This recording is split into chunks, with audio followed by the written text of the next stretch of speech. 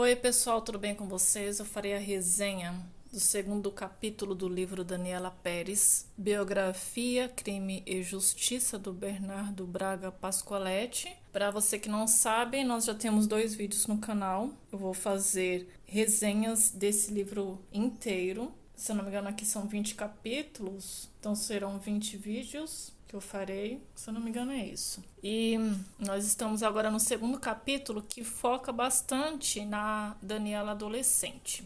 O autor, ele diz que a Daniela, quando adolescente, ela vivia na casa da mãe dela, da Glória, no Jardim Botânico, na zona sul do Rio de Janeiro, que ela fez alguns trabalhos como modelo, estampando 2 campanhas para a extinta revista Mulher de Hoje. Então foram poucos trabalhos, eu não encontrei esses trabalhos, mas eu vou mostrar algumas fotos que parecem fotos, parecem não, que deixa claro que ali são ensaios fotográficos, mas eu não sei a origem dessas fotos que eu vou mostrar para vocês. Uma delas é essa que está aí estampando esse slide, que são, eu encontrei 3 fotos de um ensaio fotográfico de Daniela adolescente em preto e branco, e essa aí é uma das fotos, mas eu não sei se é uma dessas campanhas aí da revista Mulher de Hoje. Sim, tá falando aqui, eu peguei, tá falando que são exercícios físicos, né, com algumas posições de alongamento,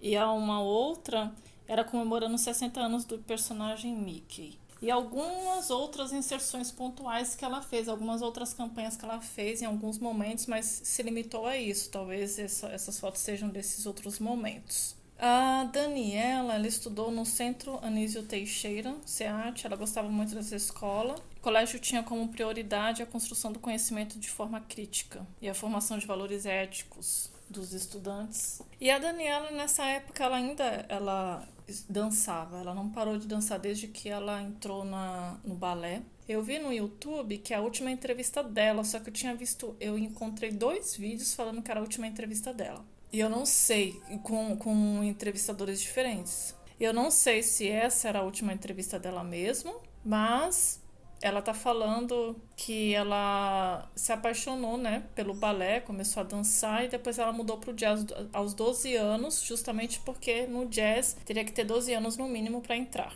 Então ela continuava seguindo aqueles horários rigorosos dela de estudo e dança. Ela também estudava inglês e francês em diferentes momentos da sua adolescência. Ela estudou idiomas. E teve também, nessa entrevista aí que eu ouvi, que ela queria ter aprendido a tocar piano, mas ela não teve tempo, né? Enfim, os pais dela se separaram quando ela tinha 14 anos, a Glória e o Luiz Carlos. Foi um momento difícil, como é de se esperar, porque uma separação dos pais não é fácil para ninguém, provavelmente. Mas, diferente de muitas pessoas que ficam traumatizadas, frustradas, com sequelas futuras, diferente de tudo isso, ela não se comportou assim, ela não teve sequelas futuras por conta de uma separação. Mesmo porque o pai dela saiu, né, de casa, mas ele foi morar na casa dele e ela tinha a chave da casa dele e ela podia entrar e sair quando ela quisesse. Então ela não perdeu contato com o pai dela só por conta da separação, muito pelo contrário, eles continuaram amigos. Ela era amiga dos pais dela, tanto do pai quanto da mãe. Era uma pessoa muito bem criada, né? Ela foi uma mulher muito bem criada. E era amiga dos pais, os pais eram amigos dela também. E ela tinha essa liberdade com os pais dela, principalmente,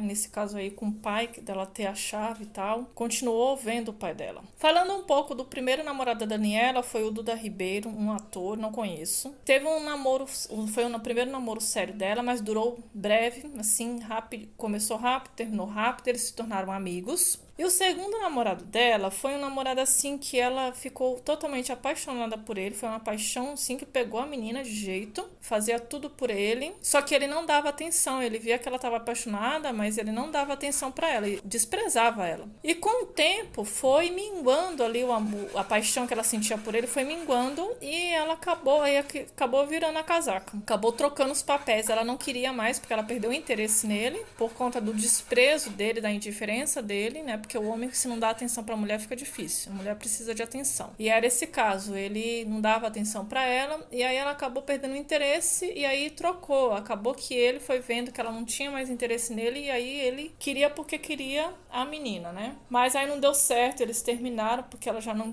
tinha mais vontade de ficar com ele, de estar com ele. Perdeu o interesse total, né? Foi uma paixão avassaladora aí pra ela, mas que ela acabou perdendo interesse porque não foi correspondida. Então o livro fala basicamente dessas questões aí nesse segundo capítulo. É um capítulo breve, falando somente da adolescência da Daniela. O site da Glória tem aqui umas fotografias da Daniela, foto dela do SEAT. Tem um bilhete aqui que ela escreveu aos 16 anos, que eu quero ler pra vocês, porque assim, havia muita preocupação da Glória, claro, é mãe. Aí, esse bilhete aqui, quando a Daniela tinha 16 anos, ela escreveu pra mãe dela. Por quê? Daniela queria passear com as amigas e a Glória estava muito preocupada, não queria deixar, queria ligar para a mãe de não sei de quem, ver isso mesmo, se como é que seria, se poderia deixar a menina aí mesmo. Ela estava muito preocupada em deixar a Daniela ir sair sozinha com as amigas. Aí a Daniela escreveu um bilhete aqui para ela: mãe, deixa de ser boba, que você não vai perder sua filha pelo resto da vida. É só por um fim de semana, não seja histérica. A mãe dela está em eu não sei o que está escrito aqui, parece Valeriça, não sei o que é, que cidade é. E eu não sei o telefone dela, eu já disse, se der para ligar de lá, eu ligo. Nenhuma mãe de ninguém vai falar com a mãe dela. Eu não vou deixar que você fale com ela. Você tem uma filha de 16 anos que sabe muito bem se cuidar. Todo mundo vai sempre e dessa vez eu também vou. Porque ela nunca vai, porque a mãe dela não deixa, mas dessa vez ela queria porque queria ir. Vê se confia mais em mim, viu? Eu mereço e deixa de bancar a mãe preocupada que tem que resolver tudo da filha. Se você deixar, eu não vou fazer nada de errado, você não vai se arrepender. Eu sei que é difícil para uma mãe que vive na cola da filha deixar a primeira vez ela viajar sozinha, mas qual o problema? Você tem uma filha espetacular, você sempre diz: eu mereço uma folguinha, né, mami? Quando eu chegar, a gente conversa melhor. Valeu a preocupação, eu também me preocupo com você. Beijos da filhinha que ama, Dani. Aí ela escreveu mais um pouquinho ali: você não desiste fácil, hein? Não faz chantagem que agora não adianta mais. Tem um bilhete aí em cima, né, da Glória. A Glória escreveu em cima, a Daniela respondeu embaixo, ali em preto. O da Glória: Dani, por favor, deixa o telefone dessa menina que eu quero falar com a mãe dela. Se você não for nessa viagem, pode escolher qualquer programa no fim de semana que eu levo você. Qualquer um. Beijos, mami. E aí a Daniela respondeu, né, pra Glória. Porque a Glória não queria deixar a Daniela ir de jeito nenhum e dizer que podia escolher qualquer coisa se ela não fosse, se ela desistisse de ir, porque ela não queria deixar, né? A preocupação de mãe. Mas acabou que deu tudo certo. Aqui é uma foto que eu encontrei lá no site, Daniela Pérez, em Brasília. Foi em Brasília essa foto, mas eu não sei quem é essa criança, nem quantos anos a Daniela tinha aqui, porque não está falando, só está dizendo que foi em Brasília. Esse ensaio aqui, ó, que é o que tá na capa aí do slide, tem essa outra foto aqui também. Aí tem aqui uma foto em Angra, ela aqui adolescente, porque essa história de Angra, o autor tá contando que ela foi pra Angra com as amigas e esqueceram de voltar pra casa. De tão boa que tava a viagem, tiveram que trabalhar lá pra conseguir dinheiro pra continuar a viagem. Aqui é na casa do pai, eles já eram separados, então aqui ela tinha mais 14 ou mais. Aqui ela com 16 anos, na apresentação no Circo Voador, aos 16 anos. Aqui mais uma foto dela em Angra. Isso, né? E aqui eu vou colocar essa foto aqui, ela com o irmão dela, o Rafa, que eu falei um pouco, que ela já é adulta, né? Mas como eu falei do Rafa no outro vídeo, eu tô mostrando aí pra vocês a foto dele. O livro, ele traz alguns casos pra ligar ao caso da Daniela. Casos de feminicídio também, outros casos de feminicídio. Que tem relação, alguma coisa assim que a Daniela conheceu, que a Daniela, ou pra explicar alguma coisa ali que aconteceu no julgamento da Daniela, que aconteceu antes aí, que tava se repetindo ali no caso da Daniela. Então ele traz alguns casos, então eu fiquei sabendo de alguns casos por conta desse livro, porque tem casos que eu nem sabia que existiam. Tem casos que são famosos, né? O caso da Daniela Pérez, até quem não era nascido na época sabe quem foi Daniela Pérez, que a gente não vai deixar morrer. Mas alguns casos, assim, se eu falar pra você, por exemplo, do caso da Mônica Granuso, talvez você não saiba, eu não conhecia. Aí eu vou te contar um pouco desse caso, porque foi um feminicídio. Por que ele conta desse caso? Porque a Daniela conheceu a Mônica. A Mônica estudou lá no SEAT com a Daniela. Ela não era amiga da Daniela, ela fazia parte do círculo ali. A Daniela conhecia ela porque ela era amiga de amigos de Daniela. Então, assim, um círculo. Então, elas se viam, né? Elas eram conhecidas. E depois a Mônica mudou para um outro colégio chamado Princesa Isabel. E a Daniela e a Glória se engajaram na luta para esse caso aí da Mônica não ficar impune. Esse crime ocorreu alguns meses antes da Daniela completar 15 anos. A Mônica ela morreu aos 14 anos de idade. Como é que foi a história? Primeiro, segundo o laudo pericial, ela foi vítima de assalto sexual precedido de forte espancamento. O assassino se chamava Ricardo Peixoto. Como é que foi o caso? A Mônica conheceu esse Ricardo Peixoto, esse assassino aí, numa danceteria lá no Rio, na zona sul do Rio de Janeiro, e aí eles trocaram o telefone. Ele chamou ela pra tomar um sorvete. E a mãe dela deixou ela sair, os pais dela eram divorciados, a mãe dela deixou ela passear, deu várias recomendações, né, para ela tomar cuidado, aquela coisa de mãe. E aí ela ia só tomar um sorvete com o menino, só isso que ela ia fazer. O que acontece é que ele parou na frente do prédio dele, que ele morava num apartamento, e disse que tinha que buscar um casaco para ela entrar com ele para pegar o casaco, e ela não queria entrar com ele para pegar o casaco. Mas ele disse, segundo testemunhas que ouviram, que estavam lá, que ouviram a conversa dos dois, segundo testemunhas, ele falou que os pais dele estavam no apartamento, para ela não se preocupar que ele só ia pegar o casaco, os pais dele estavam lá, tal. Aí ela acabou subindo por conta dessa mentira. Quando chegou lá, era mentira, ela viu que era mentira, e ele tentou estuprá-la. Ele queria ter relações sexuais com ela não aceitou, então ele tentou estuprá-la. Mas aí aconteceu que ela resistiu e ele bateu, né, espancou a menina. Ela, desesperada com o que estava acontecendo, ficou gritando e tinha a varanda do apartamento dele. Então, o que aconteceu? Pressupõe-se, porque ele não confessou assim que ele jogou a menina, não se pode descartar a possibilidade dele ter jogado a menina ou dela ter caído do 7º andar do edifício. Então, ele jogou a menina do 7º andar ou ela caiu. Por que ela caiu? Pressupõe-se que foi assim. A porta estava trancada, ela não conseguia fugir. Ela tentou fugir pela varanda. Pensa-se que ela tentou pular para o andar de baixo. E aí, o que aconteceu é que ela não conseguiu e caiu em cima do playground.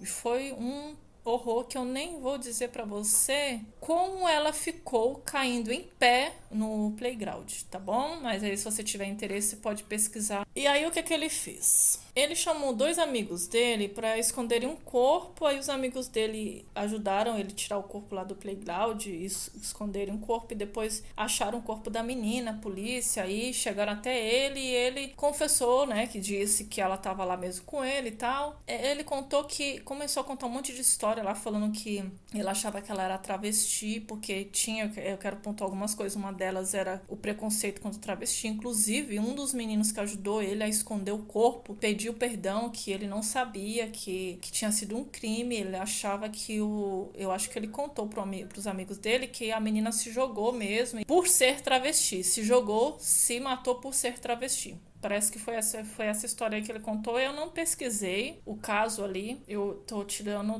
do livro, que eu li do livro, mas eu não fiquei pesquisando a fundo esse caso, não. Das várias versões do caso, que nem o caso da Daniela, não. Aí você pode, se você tiver interesse, pode pesquisar. Mas aí ele queria pedir desculpas porque ele achava que era um travesti. Por isso que ele ajudou o amigo dele a esconder o corpo. E aí, um dos pontos que eu trago é que travesti para essas pessoas não é ser humano e, portanto, pode morrer. Ah, não, era travesti. Ah, então tá bom, mas morreu, então era travesti mesmo, deixa. Foi isso aí que eu entendi da história. Chocou lá o Rio de Janeiro na época, mas é claro que dividiria opiniões, e uma das opiniões era que mas a menina tinha 14 anos, como é que os pais permitiram ela sair sozinha? Porque ninguém vai pensar no assassino, né? Nossa, mas quem é esse homem?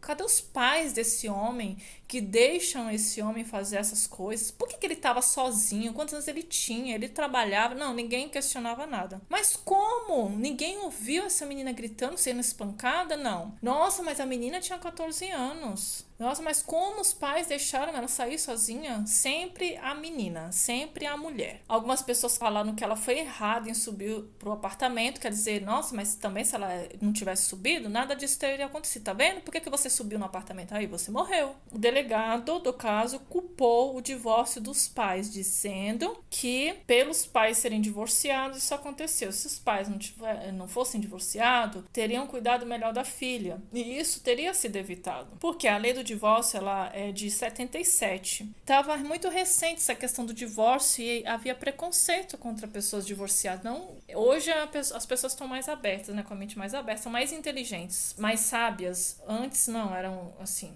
tinha muito preconceito, uma sociedade cheia de preconceitos, por isso que teve esse monte de divisão de opiniões, teve a questão do travesti, que se era travesti, ela era travesti, então tudo bem morrer. E teve essa questão também do divórcio, e também tem hoje, né, que as pessoas, assim, não aceitam muito a separação, elas acham que as pessoas casam pra sempre, pra ficarem pra sempre juntas. Ou separação, assim, de pouco tempo, nossa, mas casou, já se separou? Beleza, mas quando é de muitos anos casado, que é aquele casal que a gente olha e vê, ai que lindos que eles são, nossa, como eles são fofos juntos, que lindo, olha como eles são felizes, aí eles anunciam a separação. Aí separação, nossa, mas como pode isso? Não, não, pelo amor de Deus, Deus, por favor, eu rezo todo dia para que eles voltem, olha só que absurdo, nem é a sua vida, cuida da sua vida. E ainda tem isso também hoje. Não aceitar a separação do casal lá que se colocou no pedestal. Como se as pessoas tivessem que ficar juntas pro resto da vida. Gente, desgasta, cansa, não quer mais, quer outras coisas, não dá mais liga. Separa, não vai ficar junto só pra agradar os outros, agradar os familiares, agradar a imprensa, agradar todo mundo. No caso de quem não é famoso, né? Agradar os filhos e a família. Não, se separa sim.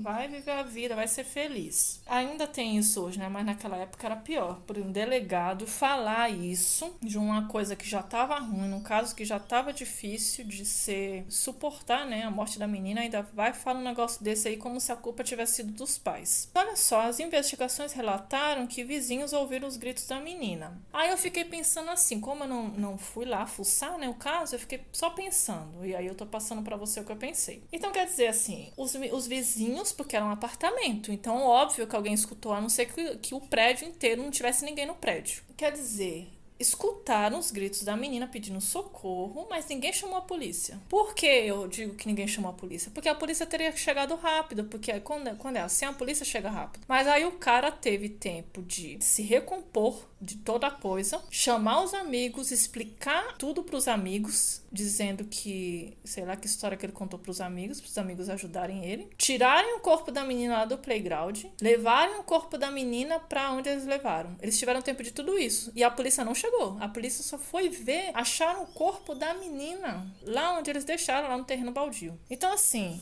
escutaram os gritos da menina e ninguém chamou a polícia. É a questão lá de que briga de marido e mulher, ninguém mete a colher, né? Aquela coisa lá. Seu corpo foi encontrado um dia depois no fundo de uma ribanceira no Horto Florestal do Rio de Janeiro, que eles levaram na própria noite do crime. Então, assim, os vizinhos não resolveram lá, eles viram a menina, ouviram os gritos, mas eles não chamaram a polícia pra ver. Gente, olha só, é assim, pode ir lá bater na porta pra ver o que tá acontecendo. Ah, mas eu tenho medo. Tá, então liga pra polícia com uma ligação anônima. Você não precisa falar seu nome. Você pode ligar pra polícia. Eles não vão saber que foi você que ligou, que denunciou. Existe denúncia anônima. É verdade mesmo aquela denúncia anônima. Não é mentira. Não seja cagão ou cagona. Ligue pra polícia. Até porque eles tiveram tempo de fazer tudo isso com o caso da menina. E hoje, quantas pessoas pedem socorro e tem lá um bando de cagão do lado e cagona do lado e não liga pra polícia? Não quer ir, não quer meter a colher, mas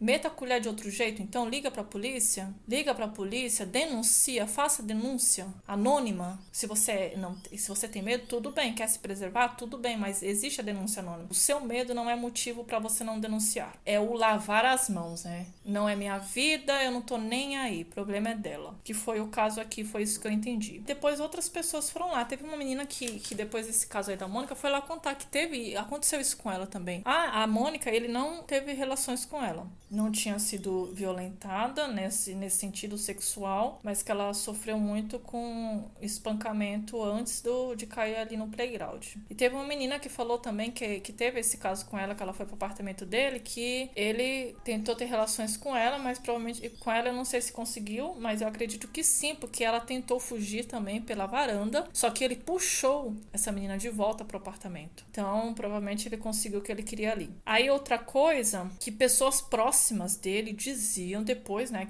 que teve esse caso aí, que veio à tona o caso, diziam que ele espancava, ele costumava, ele tinha esse costume mesmo de espancar meninas em seu apartamento. Olha só, olha que absurdo. E que ele tinha agredido a própria mãe. Ele era um homem agressivo, que ele tinha vergonha das suas raízes, era um homem violento, ele não trabalhava, ele foi demitido do último trabalho por suspeita de furto. E ele se comportava assim, sempre de forma agressiva com outras jovens. E essa questão aí, de pessoas próximas deles diziam que ele costumava mesmo espancar meninas no apartamento e ninguém ligou pra polícia pra dizer, olha, o fulano costuma espancar meninas no apartamento. Ninguém. Deixaram lá, tá? Ele tem esse costume. É um costume, gente. Espancar as pessoas é um costume. É um hábito, tá? É tipo escovar os dentes. É um hábito, é normal. E eu vou te dizer, esse livro aqui só vai piorando. É assim, só vai trazendo coisa que vai deixando mais revoltado. Não só o caso de Daniela, mas esses outros casos. E é só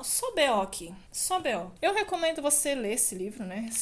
Se revoltar junto comigo. E aí, no caso da Mônica, foi isso. Eu trouxe o que eu li no livro e as pontuações que eu quis fazer aqui, porque eu achei um absurdo isso. E existem muitas pessoas precisando da sua ajuda, da nossa ajuda ao nosso redor. Comece a observar mais o que acontece ao redor. Vamos ser menos egoístas e, tendo medo, vamos com medo mesmo, vamos meter a colher mesmo. Se não quiser ali dar as caras, chama a polícia, denuncia, porque aí você não precisa meter a cara dessa forma. Você pode meter a cara de outra forma, pode meter a colher de outra forma, sendo anônimo. Não precisa temer, porque existe mesmo esse anônimo. Eles não vão te descobrir, não, tá? Não precisa temer, não. Seja menos cagão e menos cagona. E é isso, pessoal. Então, até o próximo vídeo do capítulo 3. Tchau!